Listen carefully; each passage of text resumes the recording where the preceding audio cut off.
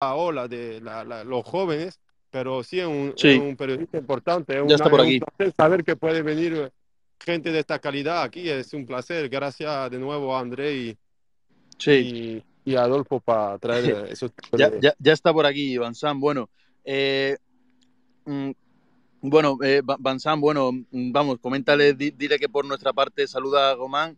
Bonjour, Román. Bonjour. Por nuestra parte es un placer tenerlo aquí, desde luego, y poder contar con sus informaciones. Dile que bienvenido y que, ya digo, un lujo por nuestra parte tenerlo. Bonjour Romain. Hola a todos, Hola, salut à ¿qué tal? tous. Bonjour Romain, donc ils me demandent de te transmettre qu'ils sont très heureux que tu puisses être là. C'est un vrai honneur et plaisir que tu puisses être parmi nous pour ce space. Bah, très heureux moi aussi, c'est partagé et ça va être très intéressant de pouvoir échanger sur ces dossiers-là avec le point de vue de l'autre côté des Pyrénées. Eh, Bueno, acaba de decir que será un placer de uh -huh. compartir sobre este tema con la gente del otro lado de los Pirineos. Sí, bueno, por nuestra parte, vamos a pedirle en primer lugar que nos haga digamos que nos localice, ¿no? ¿Cómo estamos en el asunto Mbappé? Que nos haga un mapa de situación del asunto Mbappé. ¿Cómo está a día de hoy el asunto Mbappé? La renovación de la que tanto se habló, ¿en qué punto está? Bon, Romain, donc du coup, comme tu imagines, on va demander un, é- un état des lieux de la situation de Kylian, savoir où on en est. Il y a eu cette histoire de rénovation, enfin de, comment ça s'appelle, de prolongation de contrat. Est-ce que tu peux nous expliquer un peu ce que c'est au jour d'aujourd'hui, enfin aujourd'hui, quelle est la situation de Kylian? Bah, comme pour tout ce qu'il y a avec, autour de Kylian Mbappé, c'est assez compliqué. Tout est assez compliqué. L'apparence, ça serait que les relations entre le Paris Saint-Germain et Kylian ou son clan seraient réchauffées et qu'il y aurait eu des discussions très positives autour de Kylian et du Paris Saint-Germain pour que la position du PSG, en tout cas, change pendant l'été. On a Nasser qui l'avait donc privé de tournée au Japon et du premier match de Ligue 1. Puis il y a eu une discussion et il a été réintégré. Ce qu'on a à peu près su en France, c'est qu'il aurait renoncé à certaines de ses primes et que c'est pour ça qu'on aurait eu cette réintégration et que tout ce qui aurait été fait au Paris Saint-Germain pendant l'été lui aurait peut-être fait changer d'avis sur le fait de quitter le PSG à la fin de la saison prochaine, parce qu'il y a eu un recrutement qui a été fait pour lui via les recommandations qu'il avait fait déjà l'été dernier.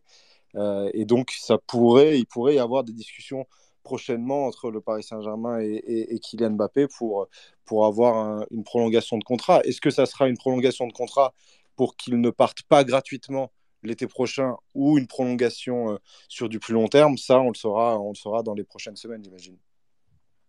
Merci, Romain. Donc, lo que decir, Romain, es que primero es muy complicado todo alrededor de Kylian, que es muy complicado saber la cosa, que lo que se supo en Francia es que él tuvo que renunciar a una parte de su prima para quedarse en París, que a día de hoy no se sabe si él va a renovar o no, pero que seguramente hubo una cosa durante el verano que calentó la relación entre el clan Mbappé y el Paris Saint-Germain, que no se sabe si va a prolongar y si llega a prolongar, si es para quedarse, porque le gustó mucho el proyecto que montaron este verano con los jugadores que reclutaron, que eran consejo o pedido de él, o si será para no irse libre del club, o si es para como entrar de todo en el proyecto PSG sobre múltiples años. Andrés, tú mismo, ¿no? Sí. Sí, a mí me gustaría saber qué es lo que se piensa ahora entre los aficionados y en París sobre pues el nuevo proyecto del Paris Saint-Germain, ¿no? Si la gente está ilusionada, si creen que Kylian Mbappé está ilusionado con el proyecto y si ellos ven que ahora pues las cosas van a ir mejor para el Paris Saint-Germain. Donc, Romain, merci déjà pour la première réponse. La deuxième question, c'est euh, qu'est-ce qu'en pensent les supporters? Est-ce que les supporters sont contents du nouveau projet à Paris? Est-ce qu'ils voient Kylian content d'être dans ce projet? Qu'est-ce qui se passe autour du nouveau projet, nouveau plan de jeu, etc. Qu'est-ce qu'en pensent les gens autour du club, les aficionados?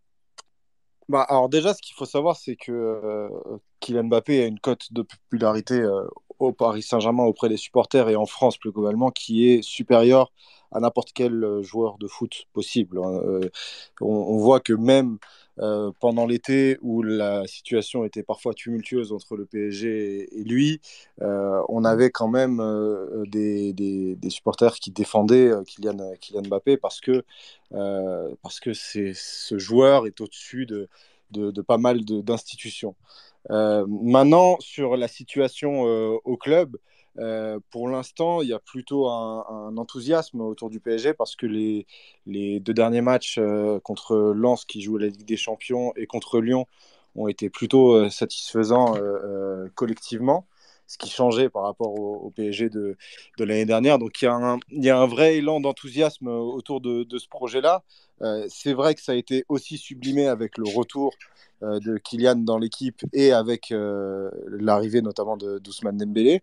Mais donc, pour l'instant, c'est de l'enthousiasme. Mais le problème avec le PSG, c'est que de l'enthousiasme fin août, début septembre, ça arrive quasiment tous les ans et c'est par la suite que ça devient toujours un peu plus compliqué. Mais pour le moment ouais, c'est de l'enthousiasme.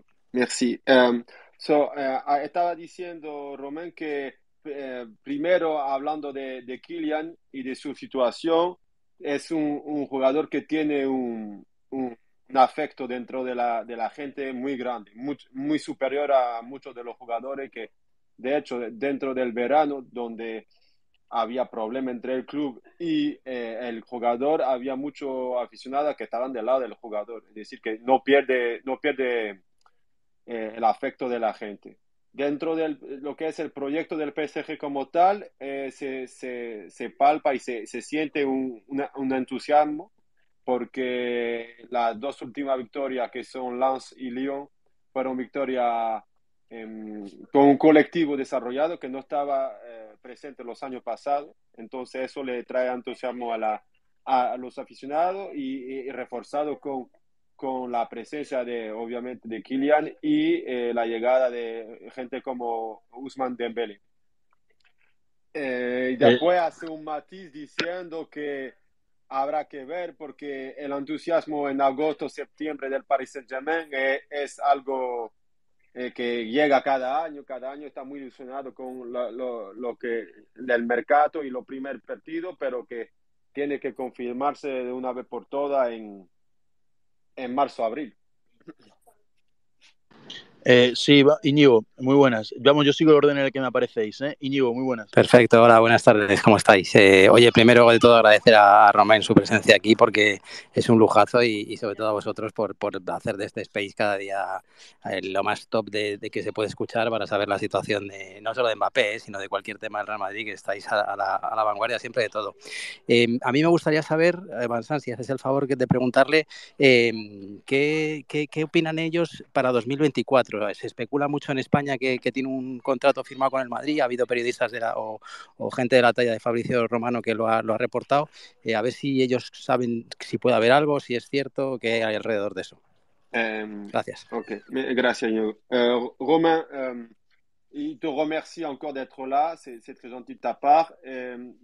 Question un peu plus précise pour le cas de Kylian et 2024, que Fabricio Romano a passé l'été à dire que le PSG pensait qu'il y avait quelque chose de signé ou de très engagé entre le club madrilène et Kylian. Est-ce que c'est des pistes qui se sont renforcées? Est-ce que c'est des pistes qui se sont affaiblies? Qu'est-ce qu'on pense de ça à l'heure actuelle en France, ou en tout cas aux alentours de Paris?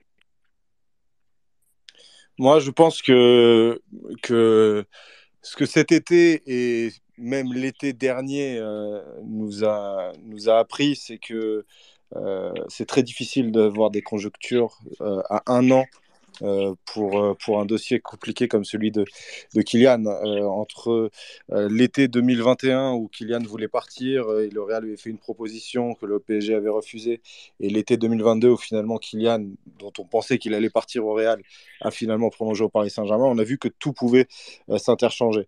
Après, sur les déclarations qu'il y a eu pendant l'été de la part de Nasser, ou les impressions en tout cas de Nasser, comme quoi il pensait qu'il y avait déjà un accord entre le Real et Kylian. Je pense que c'était plutôt une guerre de communication pour essayer peut-être de pousser le Real Madrid à faire une offre, ce que le Real n'a pas fait, ce qui, moi, personnellement, m'a beaucoup étonné, parce que ça veut dire que le Real Madrid veut faire sa saison avec Joselu, qui est un très bon attaquant de Liga, mais pour avoir les ambitions que sont celles du Real Madrid en Europe, je ne sais pas si c'est l'attaquant qu'il faudrait exactement. Donc je pensais vraiment que le Real allait bouger dès cet été.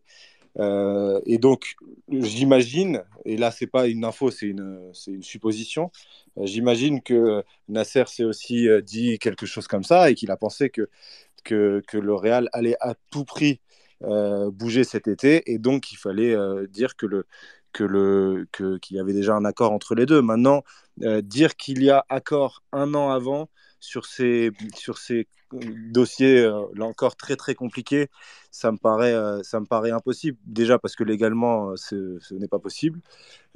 Et ces clubs-là sont à cheval sur ça. Et aussi parce qu'en un an, tout peut changer, que ce soit dans la tête de Kylian, au Real Madrid, les conjonctures, etc. Donc, c'est des choses qui me paraissent très très compliquées d'affirmer un an avant qu'il y a déjà des accords. Ouais. Ok, je transmets. Entonces, Inigo, él responde que... Désolé si je parle trop No, vite no, ou si no, je dis no, trop. no, il n'y a pas à être désolé, c'est génial, c'est super. Íñigo, él responde que según su punto de vista es muy difícil de ofrecer una respuesta a un año de vista porque la historia nos enseñó que en 2021 Kylian quería salir, el Madrid puso dinero y no salió. En 2022 hasta la gente en París estaban segurísimos que se iba a ir y no se fue. Entonces, pensar en septiembre 23 que en 2024 ya está como firmado hecho, le parece a él casi imposible. Después él matiza como que piensa que Nasser salga diciendo eso era una forma de intentar que el Madrid se moviera, porque de hecho él reconoce que él está muy sorprendido que el Madrid no hiciera ni una oferta porque aunque José Luz es un gran atacante de liga, no parece ser no tan ajustado para el nivel Liga de Campeón. Entonces, él como periodista pensaba que iban a hacer una oferta y analiza la situación la declaración de Nasser como que Nasser también había analizado la situación así y estaba protegiendo que el Madrid llegara con una oferta este verano. Pero que él piensa que una vez que eso no pasó, no puede imaginar que hay una oferta hecha porque básicamente es ilegal. Entonces, que él no ve el Real Madrid poniéndose una cosa ilegal así. Pedro, muy buenas. ¿Qué tal? Hola, buenas tardes, ¿cómo estáis? ¿Qué tal, Pedro? Estupendamente. Yo tengo una pregunta. Bon, j'ai une question, Romain. Je vais profiter un peu de mon français parce que tu es avec un espagnol strasbourgeois, c'est difficile Top. à trouver. Donc voilà, je suis à côté de la catedral de Strasbourg. Estoy al lado de la catedral de Estrasburgo, como decía. Yo, Romain, tengo una pregunta y esta es la que hago mucho a los periodistas, es celle que je fais souvent à tous les journalistes. Pourquoi on n'a pas eu une approche, on va dire, un peu plus agressif vers l'affaire, c'est-à-dire pourquoi tu penses qu'il n'y en a pas eu, on va dire, un traitement presse un peu comme celle qui a reçu, par exemple, le cas Barcola, le cas d'autres joueurs, où on posait des questions directement à l'entraîneur, que ce soit à Laurent Blanc ou à un autre. par rapport à l'équipe et qu'il y en a eu un peu de silence, tu penses, côté média pour el cas Mbappé. Que là, j'ai traduit juste a nos amis. La pregunta que le hago es la pregunta que ya hice en su día a varios periodistas en el sentido en el que por qué han recibido un tratamiento, digamos, digamos, un poco el silencio de no hacer preguntas sobre el caso Mbappé este verano. C'est une bonne question, c'est une très très bonne question. Moi, je pense que, alors déjà, les situations sont pas du tout les mêmes. La notoriété, pour faire ton parallèle avec Barcola, la notoriété de Barcola n'est pas celle de Kylian Mbappé. Et les relations presse qu'il y a entre la presse française et Laurent Blanc ne sont pas les mêmes qu'il y a entre la presse française et Luis Enrique, qu'on découvre tout juste en France. Donc, j'imagine que c'est plus compliqué de poser ces questions-là. À chaque fois, en conférence de presse, quand il y avait le conflit, notamment celle avant Lorient, les questions sur Kylian Mbappé étaient posées. Quand il a été réintégré, c'est comme si c'était plus un sujet, effectivement, puisqu'il jouait les matchs et que Luis Enrique disait moi, c'est un joueur de l'effectif, donc il jouera. Maintenant, aussi, ce qui s'est passé, c'est que pendant le mois d'août, finalement, la situation autour de Kylian, elle a été très calme, puisqu'il n'y a pas eu d'offre du Real Madrid, puisque du côté du Paris Saint-Germain, ça s'est réglé autour du 10 août quand il a été réintégré, et il n'y a pas eu de profond changement entre le 10 août et la fin du mercato. Donc il n'y avait pas non plus énormément de questions à se poser, puisque la situation n'évoluait pas. Donc j'imagine que c'est pour ça que ça s'est passé de cette manière. Merci beaucoup. Lo que me ha respondido efectivamente, que es un poquito evidentemente más fácil, la prensa no tiene el mismo tratamiento a Laurent Blanc que a Luis Enrique en ese sentido y que bueno, que debido a que no hubo ofertas del Real Madrid, que no hubo mucho movimiento y que se reintegró a Kylian Mbappé al efectivo del Paris Saint-Germain, pues que para la prensa no había evidentemente preguntas que hacer porque Kylian Mbappé volvía al equipo, ¿no? En grandes líneas, pero que efectivamente pues es digamos, la situación, como se calmó mucho, no había motivo para hacer ese tipo de preguntas. Je te remercie infiniment, Romain, ta présence. Merci encore. Merci à toi. Merci. Merci. Sí, yo tengo otra pregunta. Siguiendo con los interrogantes que plantean los periodistas, el Mbappé ha estado recientemente concentrado con la selección. Como capitán le corresponde hablar en la rueda de prensa. No lo ha hecho, no ha aparecido ante los capitanes, ante los periodistas, perdón, en su función de capitán. ¿A qué se debe esto? Romain, la question qui me pose Adolfo, c'est savoir, comme Kylian il était évidemment capitaine de l'équipe de France pendant toute cette trêve des sélections nationales. Pourquoi, à ton avis, on n'a pas eu des paroles, pourquoi on n'a pas eu beaucoup de prises de parole de Kylian comme capitaine de l'équipe de France? C'est une question qu'on s'est beaucoup posée aussi, savoir pourquoi il n'avait pas parlé. Alors, ce qu'il faut savoir, c'est que quand il a été élu capitaine, c'était en février dernier, après la retraite de Lloris et de Varane, lors de sa première conférence de presse en tant que capitaine, il a expliqué qu'il ne serait pas toujours en conférence de presse et qu'il voulait profiter de ça pour que la parole soit distribuée auprès des joueurs qui sont aussi influents au sein de l'équipe de France. Antoine Griezmann est un vice-capitaine qui a énormément d'influence sur le groupe. C'est un des joueurs les plus anciens du groupe. Il était le leader lors de la campagne de 2018 quand la France a été championne du monde. C'est le vice-capitaine de cette équipe. Donc, et en plus, avec la petite gêne qu'a eu Mbappé qui n'a pas joué hier face à l'Allemagne, Griezmann était sur le terrain et était capitaine de l'équipe puisque Mbappé ne jouait pas. Donc c'était quelque chose qui n'était pas non plus hyper surprenant. Maintenant, ça aussi en dit long parce que ça veut dire que l'actualité personnelle de Kylian Mbappé aurait peut-être été plus importante que l'actualité de l'équipe de France. Et c'était peut-être pas le but des conférences de presse d'avant-match face à l'Irlande pour les qualifications de l'Euro ou de celle de l'Amicale face à l'Allemagne où il n'a même pas joué. Il avait déjà fait une conférence de presse en juin qui était juste après qu'il ait envoyé la lettre au Paris Saint-Germain comme quoi il n'allait pas prolonger. Et la conférence de presse de l'équipe de France avait été vampirisée par cette actualité-là. Et donc je pense que le staff de l'équipe de France et Kylian Mbappé ont dû décider d'un commun accord que ce n'était pas lui qui devait aller à cette conférence de presse, celle avant l'Irlande en tout cas. Donc tu penses que ça vient de Didier Deschamps en fait? Je sais pas si ça vient de Didier Deschamps. J'imagine que pour ces dossiers-là, c'est toujours des discussions entre les deux parties, le staff France et Kylian et son clan, et c'est jamais une des deux parties qui va prendre seule la décision. Perfecto, merci beaucoup. Lo que me ha dicho Adolfo es que efectivamente cuando Kylian Mbappé eligió ser capitán en febrero, exprimió que no tenía ganas de, digamos, monopolizar la palabra, es decir, que solamente el capitán pudiese responder y hablar constantemente en las ruedas de prensa, ¿no?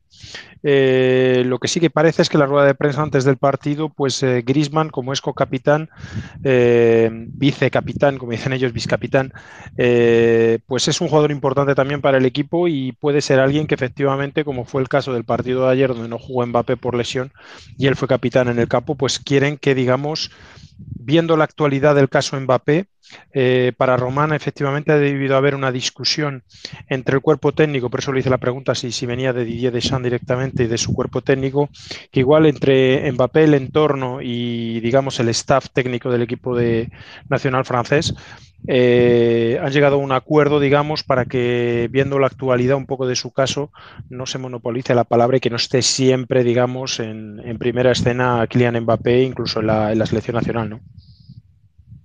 Yo tengo una pregunta, me gustaría, porque aquí hemos preguntado a varios periodistas en España y sobre cuándo creemos que Mbappé va a tomar su decisión, ¿no? La decisión de renovar o de esperar al Real Madrid y quizá firmar en enero o esperarse hasta marzo, abril, como ya hizo en su momento.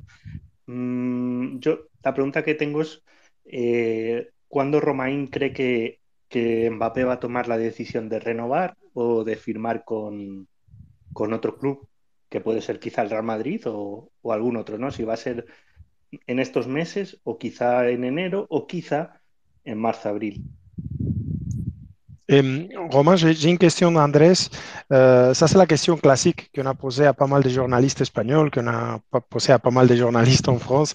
C'est la fameuse question. Toi, tu en as répondu en partie parce que tu nous as dit que tu pensais que dans les prochaines semaines, si j'ai bien compris, tu penses qu'on saura ce qui va se passer avec l'avenir de Kylian. La question d'Andrés est, tu penses que cette décision elle va être prise, comme tu as annoncé, peut-être dans quelques semaines? Tu penses qu'il va attendre un peu au printemps? Quand est-ce que tu penses que Kylian Mbappé va prendre sa décision de continuer ou de partir à une autre équipe, qui ça soit le Real Madrid ou autre, hein, parce qu'on a aussi parlé des autres équipes, Liverpool et autres. Tu vois, selon ton avis, quand est-ce que Kylian Mbappé va choisir son avenir? Pour moi, il y a deux fenêtres possibles. Il y a dans les prochaines semaines, là, un court terme, je dirais dans les 2 prochains mois, pour une prolongation avec le Paris Saint-Germain.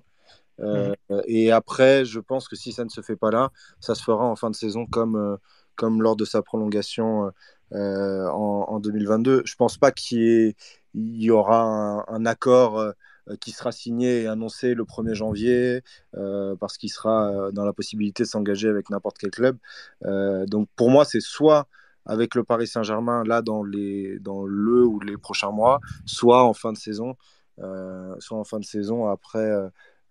après que toutes les échéances soient passées, voire même encore après, parce qu'il y aura l'Euro dans la foulée, puis potentiellement les Jeux Olympiques que Kylian veut jouer. Je pense d'ailleurs que ça va être un axe de négociation, quelle que soit sa future équipe, qui sera très important pour lui. C'est très important de jouer les Jeux Olympiques, et donc que ça soit pour un nouveau club ou pour le Paris Saint-Germain, je pense que parmi les négociations, il y aura le fait de le laisser faire les Jeux Olympiques, parce que c'est les clubs qui décident, comme ce ne sont pas pendant des dates FIFA.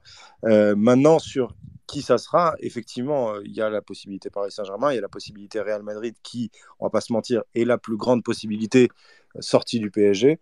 Mais il peut très bien y avoir aussi un Manchester United s'ils sont rachetés par les Qataris, un Liverpool qui peuvent se glisser. Là-dessus, on n'est jamais sûr. On n'est jamais sûr. C'est ça aussi qui fait la beauté de tous ces débats autour de Kylian Mbappé, c'est que rien n'est certain et tout est possible. Et donc c'est des choses qu'il faut prendre en considération là-dessus. Ouais. Très bien, merci. Andrés me comenta efectivamente que la pregunta, él, más que tener varias fechas, ve dos ventanas posibles. Perdóname. La primera ventana posible sería en los próximos meses o el próximo mes, y para Román sería más bien una renovación por el Paris Saint-Germain si se anuncia en este periodo, es decir, próximo mes o próximos meses, y si no, para él sería a final de temporada o incluso tras la Eurocopa o los Juegos Olímpicos, porque Kylian Mbappé da muchísima importancia a los Juegos Olímpicos y para él sería una condición importante poder jugarla. Lo que también ha indicado es que para él efectivamente es o renovación para el Paris Saint-Germain o fichaje por el Real Madrid, que es el que tiene, digamos, más posibilidades, pero que nada es seguro y que es lo que hace digamos, la belleza, entre comillas, del debate, y es el hecho de que puede irse a Manchester United o a Liverpool igualmente, con lo cual para él en enero, como me acaba de decir Román, en enero no habría nada, sería más bien en los próximos meses para una renovación y a final de temporada para salir a otro equipo. Es que esta pregunta era importante, ¿no? Porque la verdad es que me duele, porque yo creo que era lo que me temía, ¿no? Y es que o renueva ya o la saga Mbappé se va a alargar en el tiempo, ¿no? Le hacemos las dos últimas preguntas, Romain, y la verdad es que muy yo amable. Tengo una pregunta, Andrés. Dicen, sí. Tírale, Manzán. Y le voy a preguntar, porque si no fueron sorprendidos de toda esa llegada de atacante y la no salida de Mbappé, si no le molesta, y ¿por qué no hemos tenido ninguna noticia al final de Nasser acerca del tema al final del mercado? ¿Le parece relevante o...?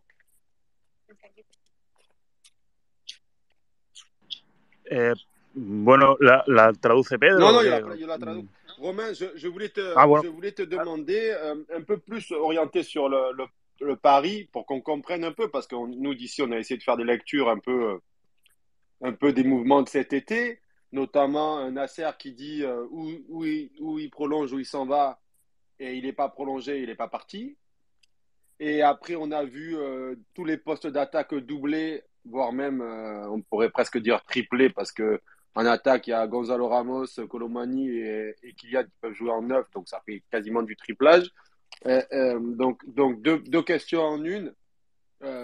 Pourquoi et quand et comment vous pensez que Nasser il va sortir parler de cette histoire? Parce que c'est quand même bizarre que il ait rien dit et il a été contredit. C'est la première fois qu'il est contredit, parce que l'année où il a dit il partira pas, il n'est pas parti. Et là, cette année, il a dit ou prolonger ou vente, et il n'est pas parti. Donc c'est la première année qu'il a été contredit.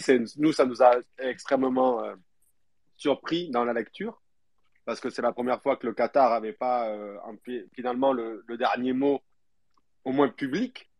Et l'autre, est-ce que ça vous a pas surpris qu'il y ait autant de recrues pour finalement qu'ils ne partent pas, parce que du coup ça fait quand même énormément de monde en attaque, ce qui est très bien, mais ça fait un mercato une fois de plus très très déficitaire finalement. Alors, je vais commencer par le mercato. Je pense que le mercato parisien a été fait de deux possibilités. Il a été fait pour le présent et pour le futur. Pour le présent, parce que mine de rien, le PSG perd Neymar et Lionel Messi pendant l'été. Et ça, en termes de nombre de buts et de nombre de passes décisives sur l'année, c'est quand même assez important.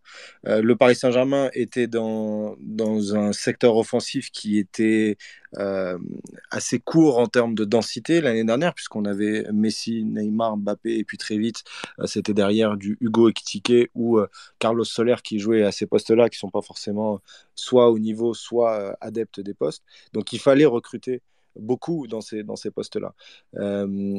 C'est un mercato donc pour le présent, pour densifier l'effectif là, avec ou sans Kylian. C'est encore mieux, bien sûr, avec. Et c'est aussi pour le futur, puisqu'il y a eu aussi le Xavi Simons qui est revenu au Paris Saint-Germain pour être prêté à Leipzig et qui sera là pour l'année prochaine.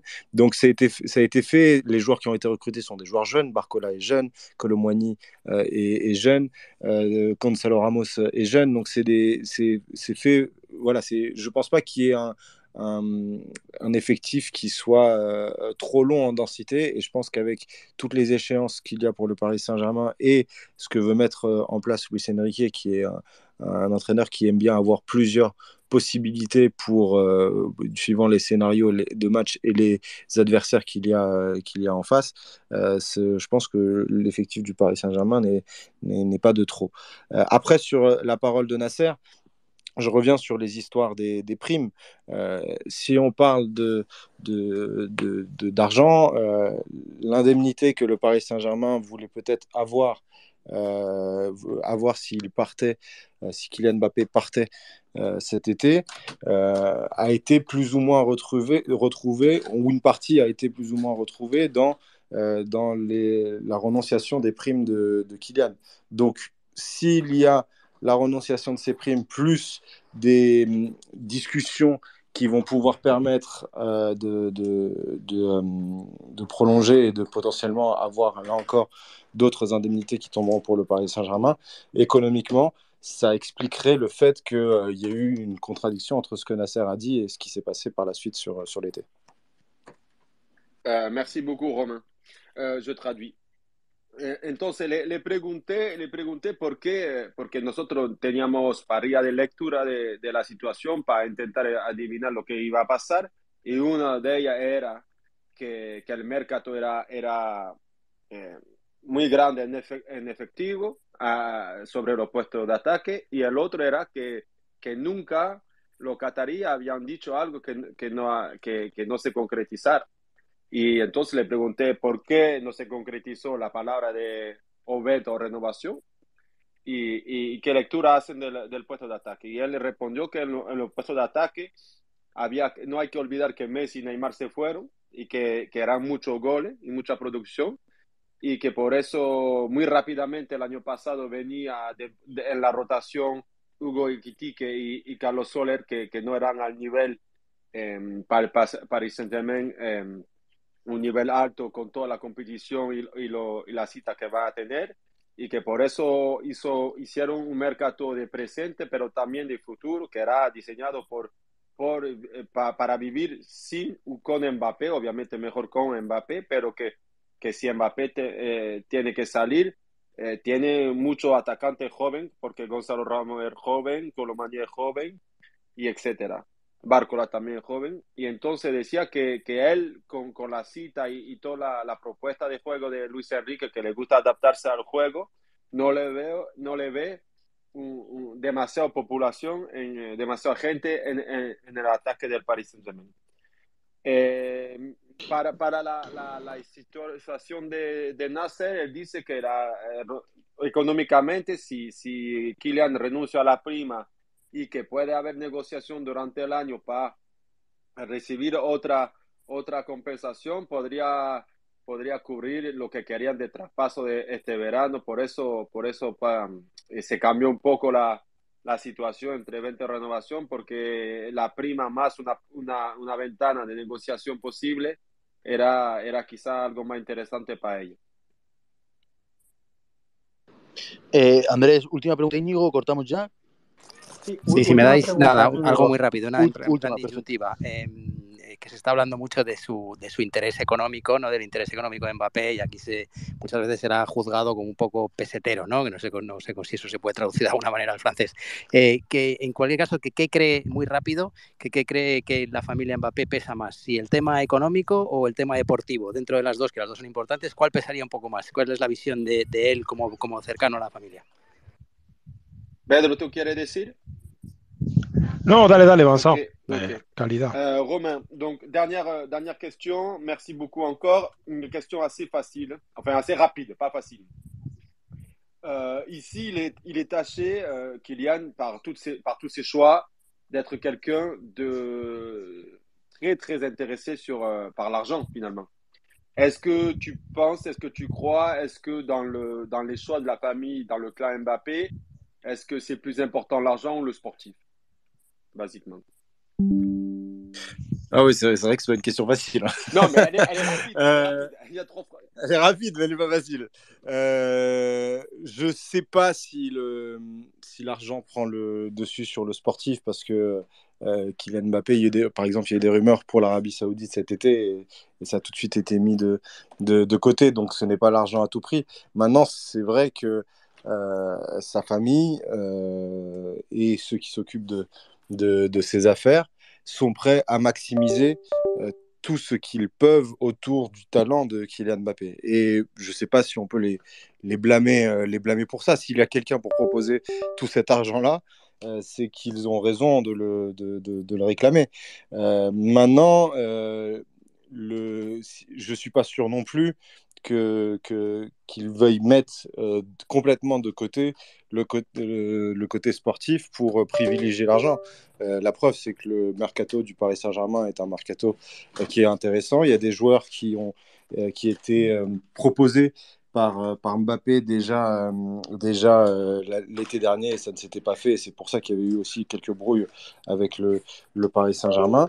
Donc voilà, le projet du Paris Saint-Germain est un projet sportif qui est vraiment aussi intéressant et je pourrais comprendre qu'un joueur veuille jouer dans ce Paris Saint-Germain-là. Donc c'est pas l'argent ou le sportif, c'est le sportif avec effectivement le fait de maximiser les possibilités d'argent. Ok, merci Romain. Entonces, Íñigo, Mm, dice que la cuestión sí. es efectivamente rápida, pero no sencilla, que básicamente él piensa que no es el dinero encima de todo, pero que obviamente la familia Mbappé quiere maximizar la rentabilidad del talento de Kylian pero no Ujú. es no es el dinero encima de todo porque la oferta de Arabia fue rechazada inmediatamente y que este año una de las partes de por qué se quedó es porque el equipo de Paris Saint-Germain deportivamente está yendo donde él quería que fuera y que es interesante jugar en ese París, no es que se quedó solo por el dinero, hay un aporte deportivo. Romain, ce fut un réel plaisir de vous avoir parmi nous et je vous